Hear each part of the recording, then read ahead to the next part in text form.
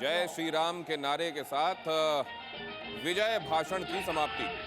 तो यहाँ आपने देखा योगी आदित्यनाथ, और उन्होंने ठीक ही कहा कि ये रिकॉर्ड बन रहा है, ये रिकॉर्ड बन रहा है back to back government repetition का। ये बैक टू बैक किसी व्यक्ति के, नेता के सीएम बनने के संदर्भ में भी एक रिकॉर्ड बन रहा है, और ये रिकॉर्ड निश्चित रूप से बन रहा है।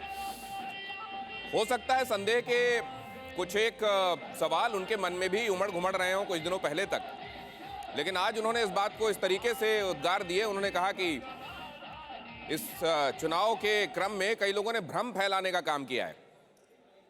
कौन सी वो बातें अहम हैं जो खासतौर से हमारे साथ यहाँ पैनल में मौजूद जो हमारे मेहमान हैं उन्होंने नोटिस की? इनके भाषणों में कोई ऐसी बात है क्या जिसको उन्होंने खासतौर से नोटिस किया और जो ध्यान देने लायक है? जोशी सर। देखिए, जो उसमें जो सबसे चीज़ उभर के आई सामने, जो मैं तस्वीरें देख रहा था यहाँ पे, एक तो पूरे जो उसका ह्यू था, जो रंग था, वो भगवा रंग था। अभी भी आप देख रहे हैं तस्वीरें। और अंत में जय श्री राम का नारा लगा, और योगी आदित्यनाथ से जाहिर सी बात है यही उम्मीद की जाती है।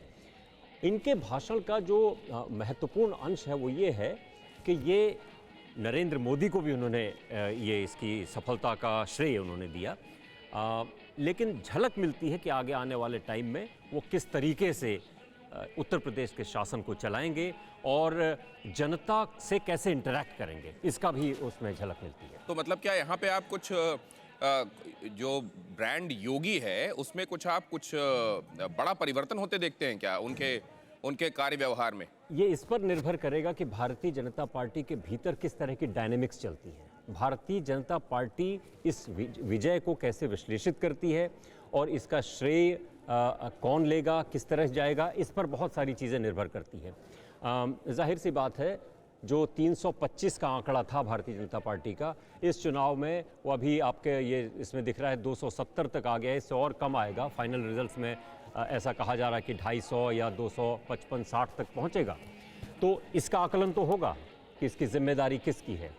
तो योगी आदित्यनाथ पर ये एक तरह से दबाव भी पड़ेगा कि पूरे उत्तर प्रदेश को क्या वो अगले 2024 का भी 2 साल बाद चुनाव होने वाले हैं, उनकी जिम्मेदारी भी उस पर आएगी और उनको वो रिस्पॉन्सिबिलिटी शेयर करनी पड़ेगी। जाहिर सी बात है, नरेंद्र मोदी का ब्रांड तो है ही है, और लोकसभा चुनाव होंगे तो नरेंद्र मोदी का चेहरा सबसे आगे होगा, लेकिन योगी क्या भूमिका उसमें निभाएंगे बहुत महत्वपूर्ण है। अब दो जो उनके वरिष्ठ साथी साथ में खड़े हुए थे, जिनको उन्होंने संबोधित किया, साथ में उनका नाम भी लिया, उस संदर्भ में शंभुनाथ सर आप क्या देखते हैं?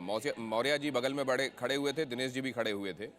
चीज़ें अब पहले के मुकाबले, सरकार वही रहेगी, मुख्यमंत्री वही रहेंगे, लेकिन अब चीज़ें कितनी बदलती नजर आ रही हैं? अब बाकी चीज़ें देखिए, योगी की जो कार्यशैली है वो कुछ ठोक दो जैसी ही है। उनके जो दोनों सहयोगी थे उनके बारे में जैसे आरोप लगते थे, साहिब साद मौर्य और बाकी अपोजिशन आरोप लगाता था कि इन्होंने अपने स्टूल मंत्री बनाए हुए हैं, यानी वो अगर सोफे में बैठे हैं तो उनके बाकी मंत्रीगण स्टूल में हैं। तो ये जिस तरह की आक्रामक कार्यशैली होता है तो उसमें सहायक लोग जो हैं वो पिछड़ जाते हैं, और वो हरदम, चाहे मौर्य रहे हों चाहे दिनेश शर्मा रहे हों, दोनों के बारे में लगता रहा। और योगी की जो जीत है, या जो हम बीजेपी को जीतता देख रहे हैं, उसके पीछे मोदी का बहुत बड़ा हाथ है। डबल इंजन सरकार कहते हैं, लेकिन उसमें बड़ा इंजन, यानी जो मुख्य इंजन है वो मोदी का है। और 22 रैली उत्तर प्रदेश में करना मायने रखता है। कुछ वर्चुअल की, कुछ सर हमारे साथ रागिनी जी जुड़ रही हैं कांग्रेस की तरफ से, उनसे कुछ एक बातें आज जानना समझना बहुत ज़रूरी है। रागिनी जी, बहुत स्वागत है आपका। इन चुनावी नतीजों को, खासतौर से उत्तर प्रदेश में चुनावी नतीजों को आप कैसे देख रही हैं?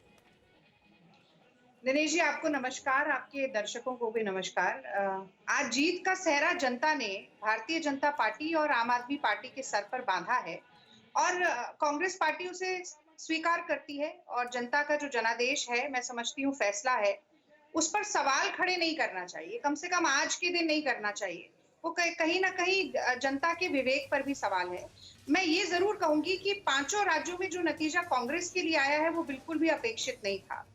पंजाब में हम ये जरूर समझ रहे थे कि काफी देर के बाद ये जो नेतृत्व है उसमें परिवर्तन हमने किया, और मैंने पहले भी आपसे एक दिन कहा था कि ये समझकर किया कि हर टीम को ये अधिकार भी है और होना भी चाहिए कि समय समय पर अपने कप्तान को बदले। 111 दिन का चन्नी जी का टेन्योर अच्छा रहा, लेकिन अगर ज्यादा समय मिलता तो शायद हमारी सीटें बेहतर हो सकती थी। उत्तर प्रदेश में हमने एक बहुत ही पॉजिटिव कैंपेन सामने रखा, केवल सरकार की खामियों को नहीं दर्शाया बल्कि एक ऑल्टरनेट विजन भी देने की कोशिश की। महिलाओं को डिसीजन कुछ एक बातें मैं रागिनी जी गिनाता हूं यहाँ। आपने कहा कि आज तो सेहरा जिसके सर पे बंधा हुआ है उसको बधाई देने की बारी है। भारतीय जनता पार्टी के संदर्भ में जरा ये समझने की कोशिश करते हैं कि उत्तर प्रदेश में मुख्य कारण क्या रहे। मैं आपके पास लौटूंगा, जरा आप भी सुनिए और देखिए क्या ये वजहें आपको भी लगती हैं। क्या वजह है उत्तर प्रदेश में भारतीय जनता पार्टी की ऐतिहासिक जीत? बीएसपी का अघोषित साथ। अब इसको इस तरीके से समझिए कि समाजवादी पार्टी के उम्मीदवार जिस जाति के थे उसी जाति के 122 जगहों पर प्रत्याशी बीएसपी ने अपने उतार दिए और 122 में से आधे से ज्यादा सीटों पर भारतीय जनता पार्टी को भरपूर फायदा मिला। करीब करीब 62 सीटें ऐसी हैं जहां भारतीय जनता पार्टी या तो जीत गई है, आगे चल रही है। इससे आप अंदाजा लगा सकते हैं कि ये कितना बड़ा एक फैक्टर रहा बहुजन समाज पार्टी का उसी जाति का प्रत्याशी फील्ड की करना उसका जिसका समाजवादी पार्टी का प्रत्याशी उस जगह से लड़ रहा है। इससे सीधे सीधे भारतीय जनता पार्टी को फायदा मिला क्योंकि उधर वोट बट गए। मुस्लिम परस्ती से समाजवादी पार्टी का बाहर ना निकल पाना ये एक बहुत बड़ा फैक्टर रहा। समाजवादी पार्टी ने जब टिकट का बंटवारा किया और बहुत सारे मुस्लिम चेहरों को उन्होंने टिकट दिया तो ये समझा गया कि क्या ये अब भी मुस्लिमों को ही अपना मुख्य सहयोगी साथी वोटर के तौर पर देखते हैं और इसी नीति को लेकर आगे चलेंगे क्या, और इससे काउंटर पोलराइजेशन हुआ हो सकता है, ये एक बड़ी वजह माना जा सकता है। तीसरी वजह क्या है? हिंदू वोटों का ध्रुवीकरण। कैराना से अमित शाह चुनाव प्रचार के लिए पहुंचे, वहां से उन्होंने चुनाव प्रचार की शुरुआत की। प्रधानमंत्री नरेंद्र मोदी आखिर में देखा आपने उन्होंने काशी में 3 दिनों तक डेरा डाला। मायावती का हिंदू दलित वोट बीजेपी में शिफ्ट हो गया। तो एक तरीके से एक तो काउंटर पोलराइजेशन हुआ, उस पोलराइजेशन को बड़े नेताओं के चेहरे जब साथ में जाकर वहां खड़े हुए तो उस पोलराइजेशन को और बढ़ावा मिला। और साथ में ये एक अहम बात कि मायावती का जो वोटर है ब्राह्मण और दलित जो वोटर उनका माना जाता रहा वो शिफ्ट हुआ है भारतीय जनता पार्टी की तरफ।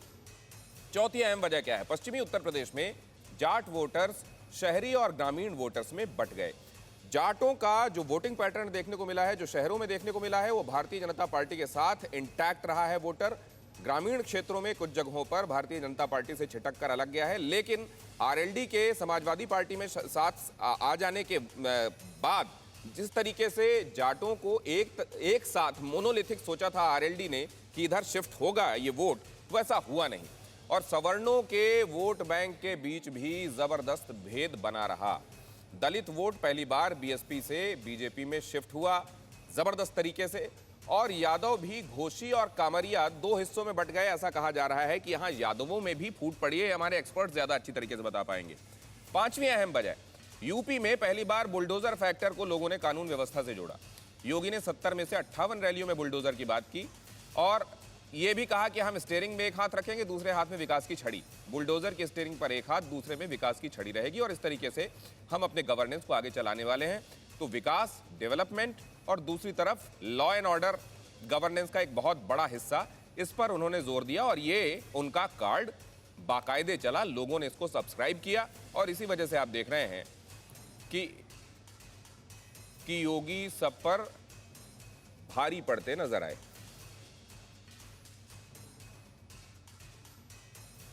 जितेंद्र शर्मा हमारे संवाददाता आपको बताएंगे लखनऊ में आज किस किस तरह के रंग के गुलाल उड़ रहे हैं। भगवा रंग का गुलाल ही लग रहा है सब तरफ। जितेंद्र,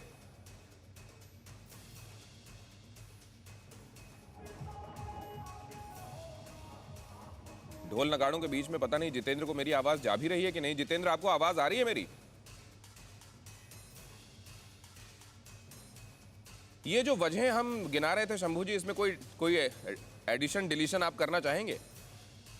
ये सब बातें रही, खासतौर पे बुलडोजर की जब हम बात करते हैं तो बुलडोजर का एक असर पड़ा। पहली शुरू के देखिए 2 चरण जो हैं उनमें वाकई लग रहा था कि जाट और मुस्लिम एकता ज़बरदस्त है और यहाँ कहीं ना कहीं बीजेपी भारी है, ये सपा भारी है। लेकिन जैसे तीसरे चरण में हम इंटर करते हैं हालात बदलने लगते हैं। तीसरे चरण में अचानक से क्राइम ग्राफ आता है। मैं चूंकि तीसरे चरण में खुद कई जगह गया था तो मुझे मालूम है कानपुर के एक गांव में गया तो उनका बाकी तो चाहे कुछ भी हो, आवारा पशु तो देखिए, जो किसान आंदोलन की समस्या थी, जो गाजीपुर चौक वाली समस्या थी, वो पश्चिमी उत्तर प्रदेश समस्या थी। जैसे ही सेंट्रल में पहुंचते हैं, आवारा पशु एक बड़ी समस्या बन जाते हैं। तो लोगों ने कहा आवारा पशु तंग तो करते हैं, हम रात रात भर जगते हैं, लेकिन क्राइम ग्राफ तो घटा है। अब हम रात को भी लिंक रोड से भी जा सकते हैं। पहले स्थिति ये थी कई जगह तो कि फिरोजाबाद से लेकर औरैया तक जाने में लोग डरते थे कहीं लूट ना हो जाए, खासतौर रात पे। पर लोगों का कहना था कि अब ऐसा नहीं है। तो इस घटते क्राइम ग्राफ का एक असर पॉजिटिव पड़ा, इसका भी असर पड़ा है। तो इसमें आपने ये नोटिस किया कि बुलडोजर एक बहुत बड़े फैक्टर के तौर पर उभर कर आया। लॉ एंड ऑर्डर एक ऐसा फैक्टर रहा जिसने दूसरे ऐसे फैक्टर्स जो कहीं नेगेटिव थे, दिखाई दे रहे थे, काउंटर प्रोडक्टिव दिखाई दे रहे थे, वो उनको सरमाउंट कर गया। सर जोशी सर, आप कुछ ऐड करना चाहेंगे?